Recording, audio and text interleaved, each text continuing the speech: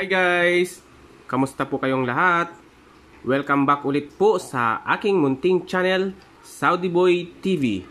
Magandang umaga, magandang tanghali, at magandang gabi po sa inyong lahat. Saan po kayo naroon sa buong mundo. Sa mga kaibigan ko, kapwa ko YouTuber, at kapwa ko coin collectors, magandang araw po sa inyong lahat. Narito na naman po si Saudi Boy TV na magbabahagi sa inyo ng konting kaalaman sa aking mga coin collection at sa update price nito. At kung bago ka naman po sa aking channel, ay huwag mong kalimutan i-like, mag-subscribe ka na rin at pindutin ang notification bell para updated ka palagi sa panibago kong video. At kung gusto mo naman pong magpa-shoutout ay mag-comment ka lamang po sa comment section para sa susunod kong video ay maisama ka sa shoutout. Guys, isi-share ko lang po ulit ang aking hunt kahapon. Isa pong 5 piso BSP series. Ayan. May taong 1997 without mint mark. Ayan po. Ito po ay CAD error. Ayan. Ayan po. May CAD error po dito sa gear niya. Ayan. At dito po ulit may CAD error. Ayan. Isa lang po ang nahan ko kahapon. Ang tatalakayin po natin ngayon guys ay itong bariyang 1 piso new generation currency na may taong 2017. Ito po ay semi-hard to find. Ayan. Mayroon po akong tatlo dito. Ayan. Nakatatlong hunt po ako. Babasahin ko po muna ang features nito. Country, Philippines. Period, Republic 1946 to date. Type, Standard Circulation Coin. Years, 2017 to 2019. Value, 1 piso. Currency, piso, 1967 to date.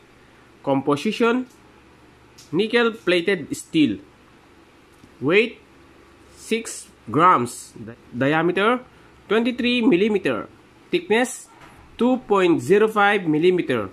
Shape, round. Orientation, medal alignment. References, KM number 300. Ayan. Ang nakikita nyo po guys ay ang kanyang obverse. Jose Rizal to the left of the value and the date at the bottom. Lettering, Republika ng Pilipinas, 1 piso, 2017. Jose Rizal. Ang engraver po nito ay BSP. Ayan. At ngayon guys ay dadako naman po tayo sa kanyang reverse. Waling-waling orchid and the BSP logo. Lettering, Waling-waling, Bangko Sentral ng Pilipinas. Ang edge po nito guys ay 4 segmented per 13 or 14 reeds. Ayan, meron po siyang gatla na 13 or 14 reed. Ayan po. At ngayon guys ay dadako naman tayo sa numista sa update price nito. Meron lamang po itong isang update price, ang uncirculated na may halagang 74.44 pesos. Ayan po ang nag-iisang update price ng 1 piso 2017 new generation currency.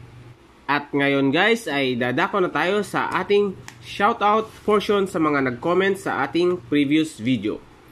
Mega shoutout po kay Jeff Lopez, Jazz Chua, Screen Greta, Ronaldo Quijada, Mario Victorio Coins, Big Boy Niserio, OFW Coin Collector, Ronald Halbuena, Filipina in Central Pen, USA, Greg A. Ahero, Cyan Twin TV, Florabel Channel, Coins TV, at sa aming team na Team Alliance at Team Milka and YT Friends.